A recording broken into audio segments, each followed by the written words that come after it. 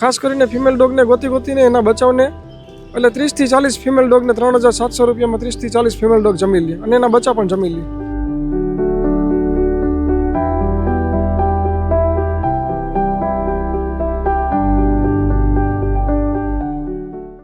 હું બધી વસ્તુ ફ્રેશ ખવડાવું છું, બરાબર. કોઈ જગ્યાએ વધેલું ઘટેલી વસ્તુ હોય, બરાબર, એ કોઈને આપવું હોય તો આપી શકે સ્વેચ્છાએ, પણ બને ત્યાં સુધી હું પોતે સ્વેચ્છાએ ખવડાવું છું.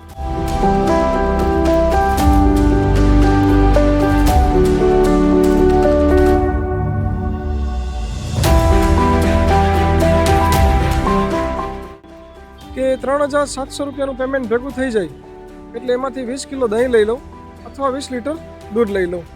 બાકી બાજરાના રોટલા છે, રોટલી છે, આ બધી વસ્તુ લઈ લઉં. આશાપુરા માતાજીની લાપસી, લાડવા, ખીર, આ બધી વસ્તુ જાતે બનાવું છું.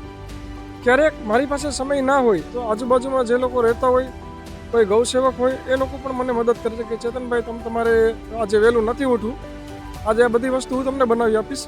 તો ઘણી લોકો વખત એવું થાય કે ગૌસેવક જે હોય એ મારી મદદમાં આવી જતા હોય છે.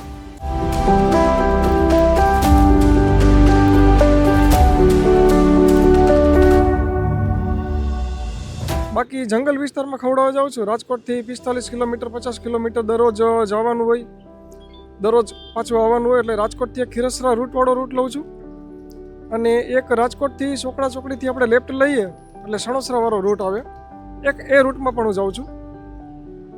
અને ક્યારેક દરરોજ ના જઈ શકીએ કારણ કે મેઇન વસ્તુ એ કે 20 લીટર દૂધ અને 20 લીટર દહીં આ જંગલ વિસ્તારમાં લઈને જઈને ત્યારે આપણે પૂરું પાડીએ, બરાબર. અને જો ના હોય વ્યવસ્થા દૂધ અને દહીંની તો ખાલી બાજરાના રોટલા અને એ દિવસે રોટલી જમાડું.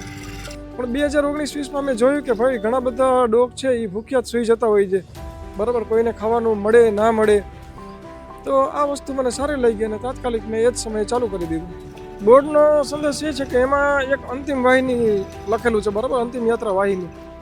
એટલે કોઈ પણ કૂતરું હોય અથવા તો કોઈ પણ બીજું પશુ પ્રાણી હોય એ દેવ થઈ જાય એટલે આ જ બકેટમાં હોય ને લઈ જાઉં. નાની સાઇઝનું હોય તો આ બકેટની અંદર સમાઈ જાય, મોટું હોય તો ગૌસેવકને કોઈને ફોન કરું કે ભાઈ કોઈ ગાય દેવ થઈ ગઈ છે કે કોઈ નંદી દેવ થઈ ગયું છે, તો કોઈ ગૌસેવકને ફોન કરું તો એ લોકો પણ મારી મદદમાં આવી જાય છે અને અંતિમ વિધિમાં બધી જ રીતને મને મદદરૂપ થાય છે.